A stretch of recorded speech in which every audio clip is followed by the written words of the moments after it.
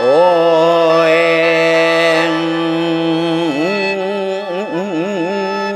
ฟังเอาถอนอย่าสุนอนข่าวพร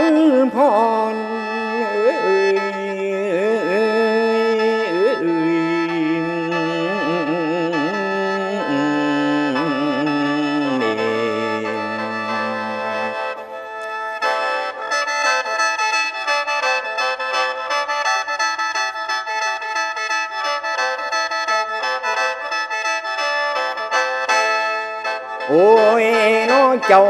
ย้อนสุรายาเมาพาให้เอาอุกอังจังได้เป็นพวงบาของท่าแต่ตายคือว่าหายเกินกว่าพี่สิงลิงมากูตัวการกระบอปันน้องเจ้าเมามัวบาตันหาล้นลืนเมามัวบาตันหาล้นลืนฝืนเฮ็ดไปอยู่เรื่อยมีแต่เศร้าเก่ามองญาติพี่น้องเพื่อนกะบอยินดีแนวบอกฟังความคนสิไปฟังความผีจังที่ดีสันบ่เจ้าจังที่ดีสันบ่เจ้า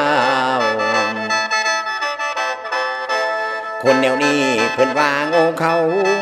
คนแนวนี้เพื่อนว่าโง่เขามีแต่เมากับเมาเอาเลื่อยเลยไปใครสิหามก็บ่มีสนถือว่าตนเนื้อคนก็เพราะเราบันซาเวียกกันงานบ่ต้องซอกขาเอาแต่เหล่ากับยาเป็นเพื่อนวางใจไผมันนั่นคือกันแน่บ่เฮานี่เคยพบพอมาแล้วอีหลีคุณและพี่สิมีบ่หรือใดแนวว่าคนจังให้อยู่บ่ใดกะหนหอนบ่ได้สอนร้อนสิ่งลิงตาเบิ่งหมู่อ้างแต่ตัวว่าหูได้เห็นสู่ผ่านมาเว้าออกหน้าคุณค่าตัวมีหลายจบปอเลี้ยนมาหาคนซาดังทั้งใครเป็นเจ้านายคือกันนั่นแล้วถ้าน้องตูโอถ้าแน่ว่าเป็นมหามีแต่ซื้อล่าบ่สมหน้าค่าคุณเอาความเมาเนื้อมาอุ่นปุ่นวิ่งสิ่งตีความดีเลยไล่ละกะบ่เอามาไว้ผิดไปแล้วเอาคืนมันมองอายเสียแห้งเกิดเป็นชายเลยเสียตายย้อนเหล่าเมามาทานเดียวลำเอาเกี่ยวเข้าไปใส่ความกิ่งบ่ว่ายิ่งหรือสายอย่าจะเอาแนวนั้นอย่าจะเอาแนวนั้น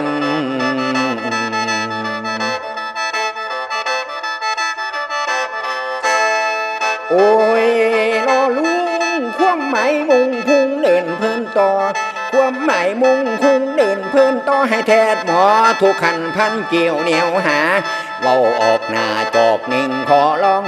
เอาจอกสองเด้อมาตีต่อเต็มกระเสริมใบมันทำให้สมองใสได้ถ้าตื่นว่าจ่าปากเบาเอาแท้แน่นอนบ่เดือดทอนน้ำจริงจันได้จอกสามเทลงแปรเลื่อนไหลความเอามาพี่ดีหลายกว่าเก่าเอามาพี่ดีหลายกว่าเก่าจอกสิไหลลังเถ่ามาเอาอ่างคองัวพอบ่เหลียวพอมองหาโคตรลุงตาไปใส่ลำไหลบ่มีแล้วแซวเว้าเสียงเดิงเกินค่าแซวเว้าเสียงดังเกินค่าเอาจอกหาตื้มเข่าเฮานี่เก่งหลายเบาแล้วให้ท่าต้อยตุ๊บตีสีร้องดีกับเฮาเน่บ่นอทันไผหันสู่กับครัวจันใหญ่ไผหันสู่กับครัวจันใหญ่ถอยออกไปอย่าไกลระวังไว้สู่คน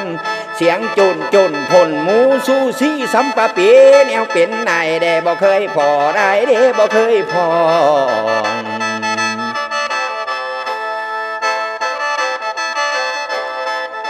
โอ้ยน้อเจ้าจินเมาเศร้าคำโอ้ยน้อเจ้ากะจินเมาเศร้าคำมีแต่คิดอำลำอำแท่อย่างเดียวแล้วจึงเกี่ยวต่อไตไปหาจอกที่หัวเนื้อเอามาจ่ายเลยบ่มีอันไก่ไปหันแนวบ่พ่อติดไว้ก่อนหลายเท่าใดบ่ยานข้าวหน้าใจเองให้ฟิงปล่อยดามาหมูจอกที่เกตเอามาดูบูเอ้ยเล่นเลื่อยฟุ่มเฟือยเบาเอามาอีกก่อนทางใจบะแทงหอนทางฟอนหอนแล้วอู้นั่นจอกแปดแล้วเฮ้ยเอ้ยเสียงรัวไหลบ่ใส่ใจก็จำแจงเสียงแหบแห่งคอเครือเบาคอยมีแต่อ้อยอดอ้อยลงคอยอ้อยเอาจอกที่เก่าเบาไม่ไปเลยจอกที่เก่าเบาไม่ไปเลยมีแต่เปื่อยไปเสียงเบียงใบเบา เห็นคนเฒ่าเฮาอื่นว่าเสียวเกิดหุ่นเดียวกันกระดอจากมาพอเสียวเกิดหัวเธอเสียวเดียวกันวันเวลาของเอาแม่นสวรรค์วันนี้แม่นสวรรค์วันนี้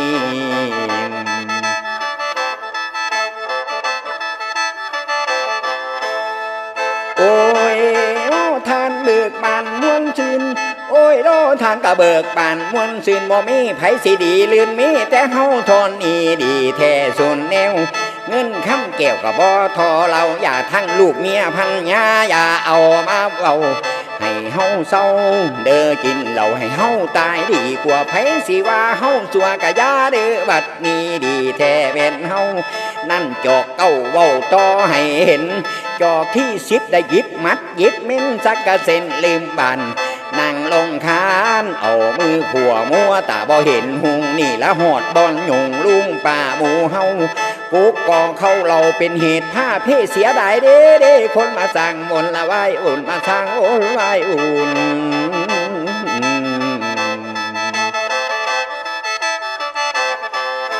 โอ้ยน้องเจ้าพังก่อนกินเหล้าของเฮาอีกต่อพักก่อนกินเหล้าของเฮาอีกต่อยังบ่พอดอกเจ้าเอาเข้าตื่มแถมทั้งของแก้มแถมใส่ไปน้อเอาให้พ่อตำใจสื่อว่าคนแล้วนี่สีสันเศร้าเงางงชงลาเหลียวบ่เห็นหอดฟ้าละอาเอาอังใจ